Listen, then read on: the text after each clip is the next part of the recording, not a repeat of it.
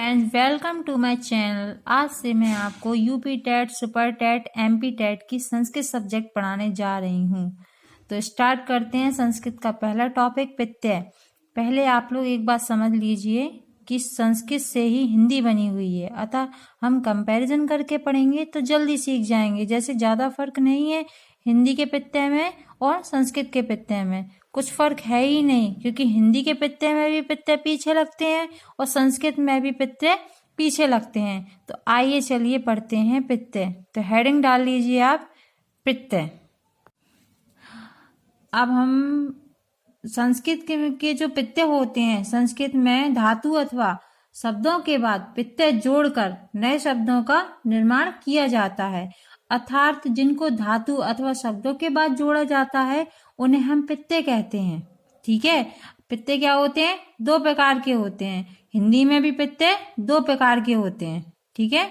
लेकिन संस्कृत में प्रत्यय एक प्रत्यय और होता है, स्थिर प्रत्यय। लेकिन वो क्या है, बीए हाई लेवल का में पढ़ाया जाता है। लेकिन अभी आप प्राइमरी की तैयारी कर रहे हैं तो आपको दो प्रकार के प्रत्यय ही सुटेबल हैं। ठीक है, चलिए लिखिए।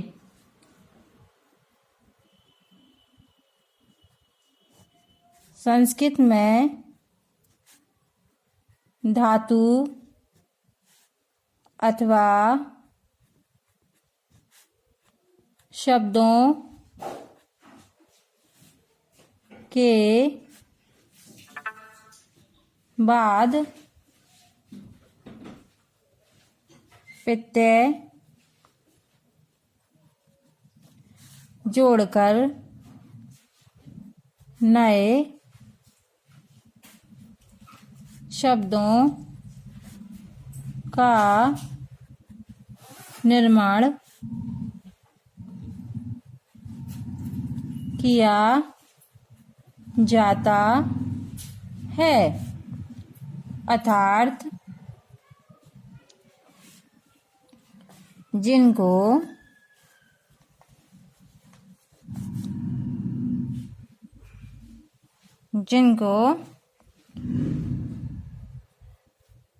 धातु अथवा शब्दों के बाद जोड़ा जाता है उन्हें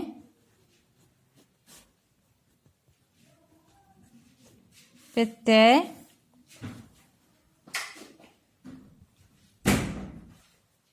कहते हैं। ओके। अब आपके प्रत्यय दो प्रकार के होते हैं। पहला कृत प्रत्यय एंड दूसरा तद्धित। ओके। पहली हेडिंग डाल लीजिए आप, कृत प्रत्यय।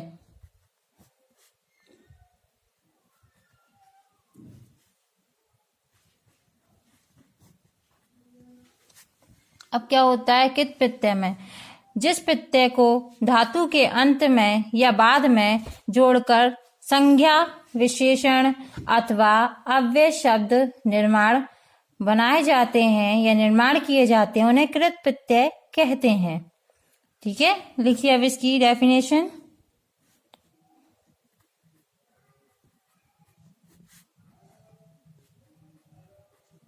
जिस प्रत्यय को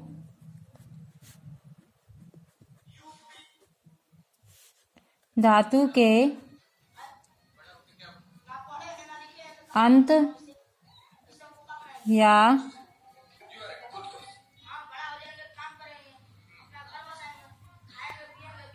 बाद में जोड़कर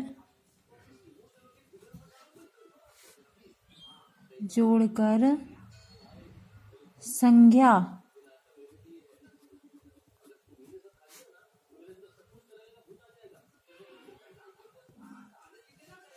विशेषण अथवा अव्यय शब्द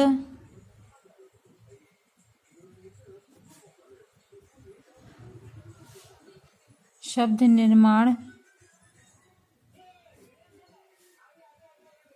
या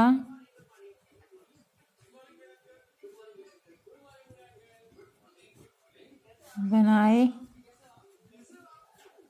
जाते हैं उन्हें कृत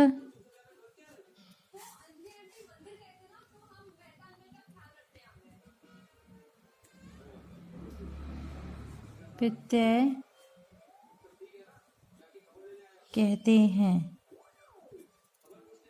अब आप सोच रहे होंगे कि संज्ञा तो आपको समझ में आ गया होगा, ठीक है, व्यक्ति, नाम, जाति, ठीक है। विशेषण यानी कि विशेषता बताने वाले। अव्यय आपको समझ में नहीं आया होगा।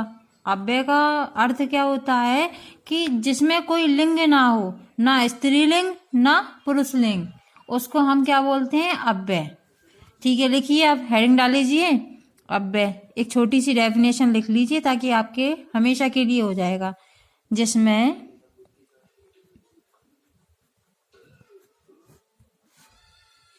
कोई लिंग ना हो, ना स्त्रीलिंग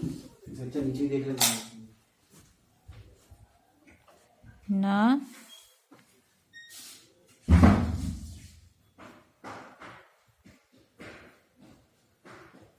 पुरुषलिंग।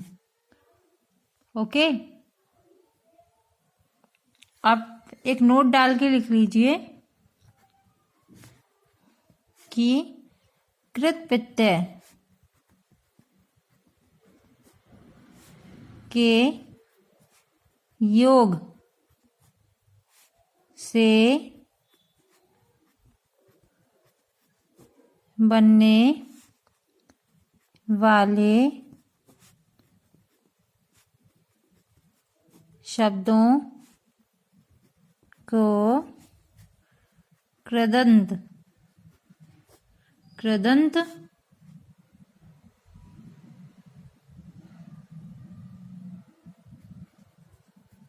कहे जाते हैं। इसलिए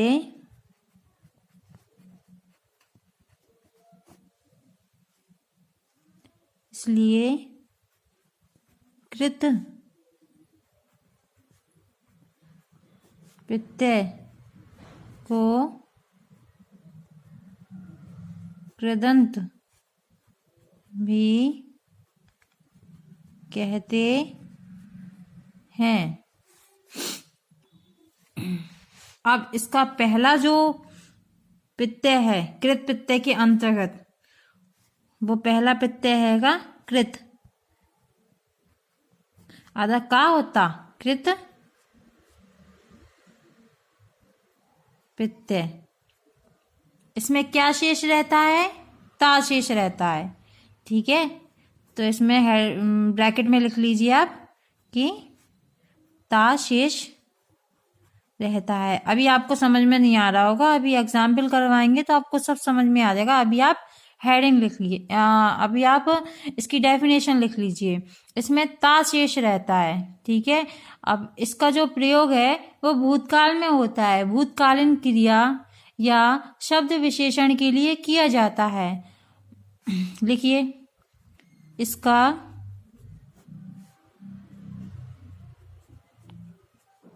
प्रयोग भूतकाल में होता है। भूतकालिक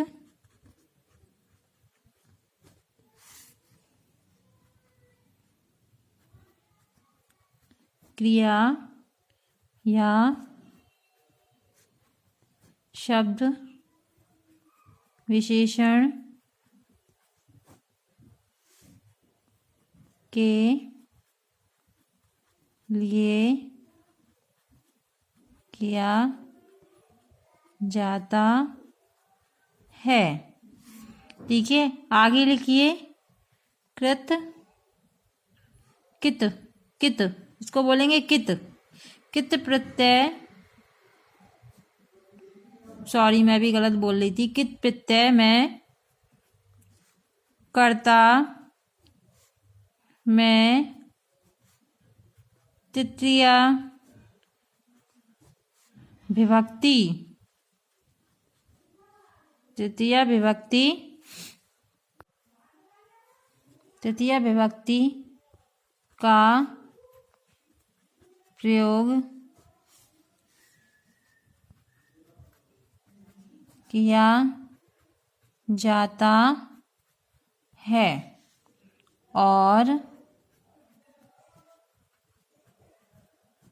कर्म में प्रथमा विभक्ति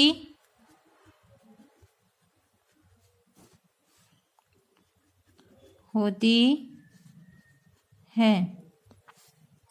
अब इसके एग्जाम्पल देखिए आप, जैसे भू प्लस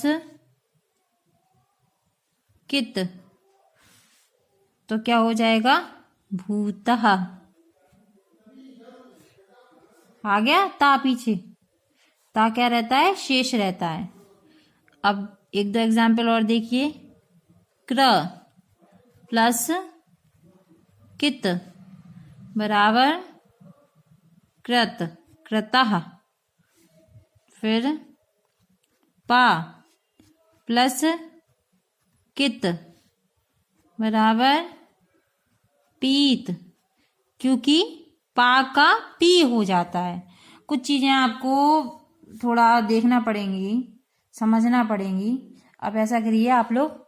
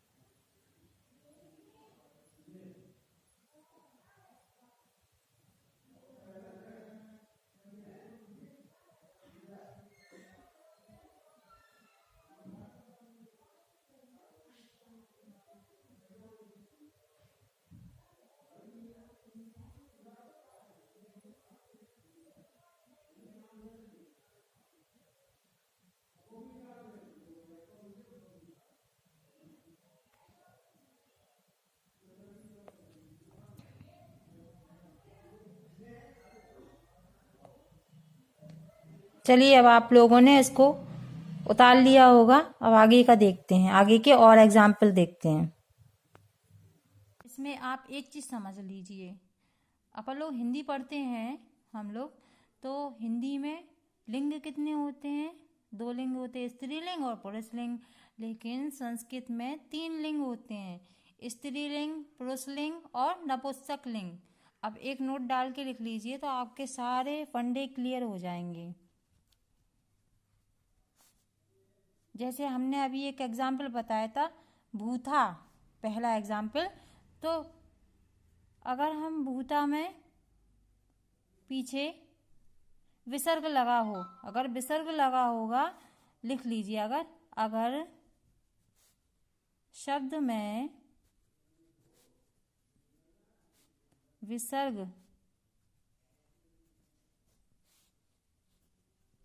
लगा हो तो वो स्त्रीलिंग होगा।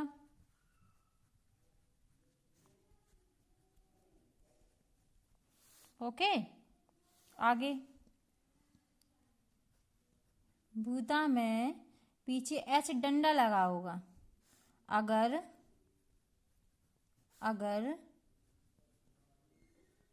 शब्द में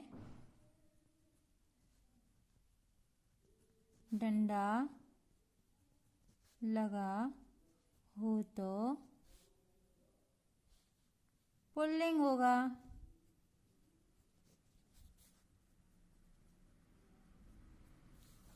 ओके, आया समझ में? अब तीसरा, अगर भूता में आगे माँ लगा हो, अगर शब्द के अंत में माँ लगा हो तो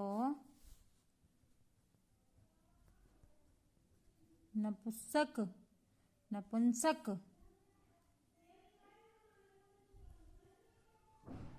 लिंग होगा।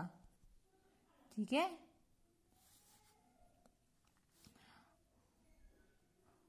और एक नोट और लिख लीजिए कि पा का अपन ने पी कर दिया था ना, जैसे कि पा प्लस कित बराबर पीत, तो नोट में लिख लीजिए पा धातु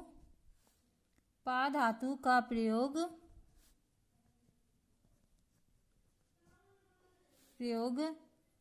या अर्थ जो है वो पीने के लिए होता है।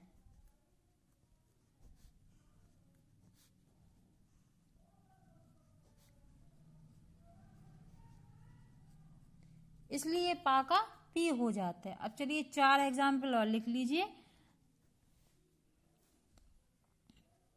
दा प्लस कित बराबर तह, इसका मतलब होता है देने के लिए, इसका जो अर्थ है वो देने के लिए होता है।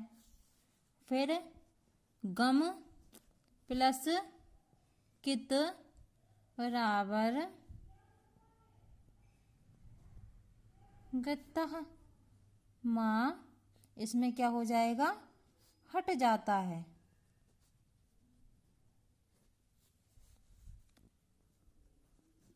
हन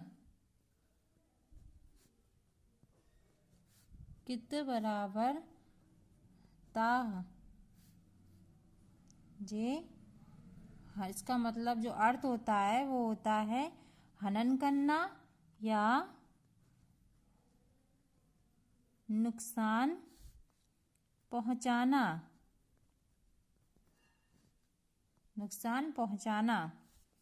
फिर स्नेह का कृत बराबर स्नातः, तो स्नान करना इसका मतलब क्या होता है, स्नान करना। ओके, अब हम आगे का जो है वो कल पढ़ेंगे। कल हम दूसरा प्रत्यय पढ़ेंगे कितवा। अभी आप इतना तैयार कर लीजिए और ये जल्दी से नोट कर लीजिए। मैं आपको 2 मिनट का टाइम देती हूँ, अब जल्दी से मिनट। बेटा मैं जितने इजी तरीके से आपको संस्कृत पढ़ा रही हूँ, एक एक चीज बता रही हूँ। इतना बेसिकली कोई नहीं बताएगा, और आप अगर मेरे से कंटिन्यू करते हैं तो आपको संस्कृत हिंदी से इजी लगने लगेगी। इसलिए प्लीज़ मेरे चैनल को सब्सक्राइब कीजिए और लाइक कीजिए, और मेरे से अगर अच्छा लगे तो आगे कंटिन्यू करिए।